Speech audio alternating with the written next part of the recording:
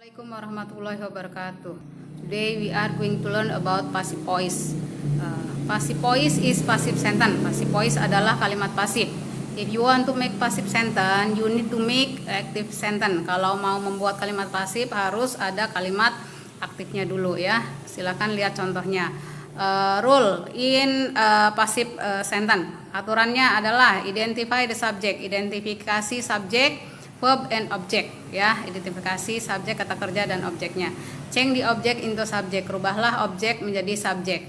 Change the verb into past participle form, rubahlah kata kerja ke dalam bentuk kata kerja bentuk ketiga.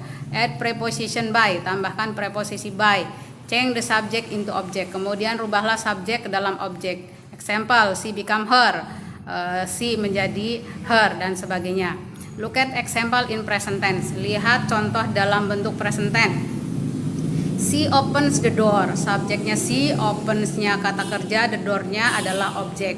Kemudian the door objek dirubah ke dalam subjek. Ya, the door rubah ke dalam subjek. Kemudian tambahkan to be. Di sana ibu tambahkan to be is. To be di situ based on the subject, to be-nya tergantung subjek. Kemudian kata kerja yang tadinya bentuk pertama dirubah menjadi kata kerja bentuk ketiga. Kemudian tambahkan preposisi by. Kemudian rubahlah subjeknya she berubah menjadi her ya.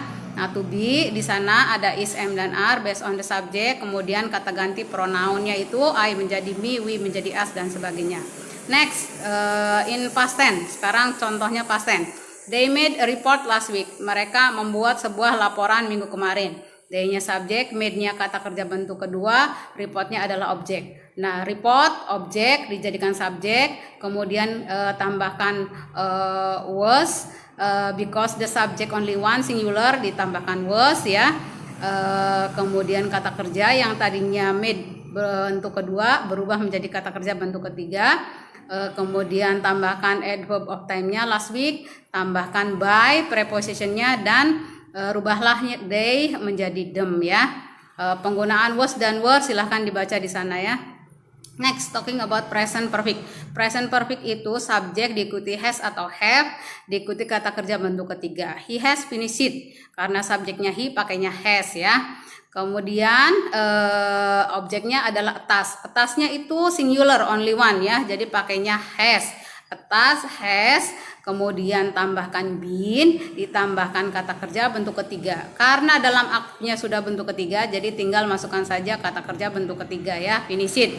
Kemudian tambahkan adverb of time-nya, tambahkan preposition by-nya, kemudian rubahlah he berubah menjadi him ya. Penggunaan has dan have silahkan dibaca di sana ya. Kemudian next, talking about present continuous. Present continuous itu subjek diikuti to be, diikuti kata kerja berakhiran ing, diikuti objek ya. Objeknya homework. Homework dirubah menjadi subjek. Kemudian karena ini bentuknya present, jadi to be-nya is.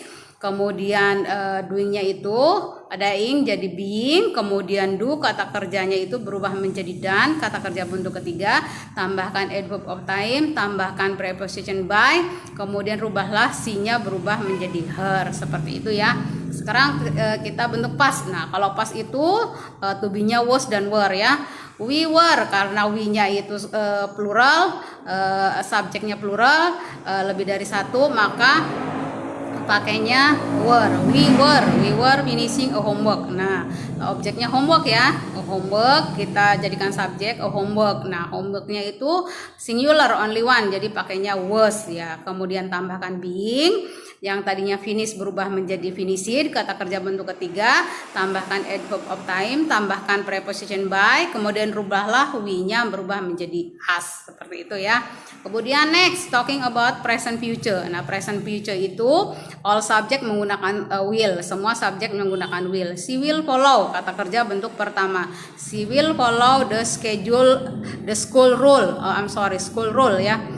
Dia akan mengikuti aturan sekolah. Nah, objeknya school rule. School rule-nya jadikan subjek, tambahkan saja will, kemudian tambahkan be. Nah, kemudian follow-nya itu berubah bentuk pertama menjadi kata kerja bentuk ketiga, follow it, tambahkan preposition by, kemudian she-nya berubah menjadi objek, she berubah menjadi her ya. Kira-kira seperti itu ya. Next page talking about exercise. Nah, di sana ada exercise-nya. Silahkan dikerjakan. Kalau mau berlatih ya, silahkan dikerjakan. Oke, untuk materi hari ini cukup.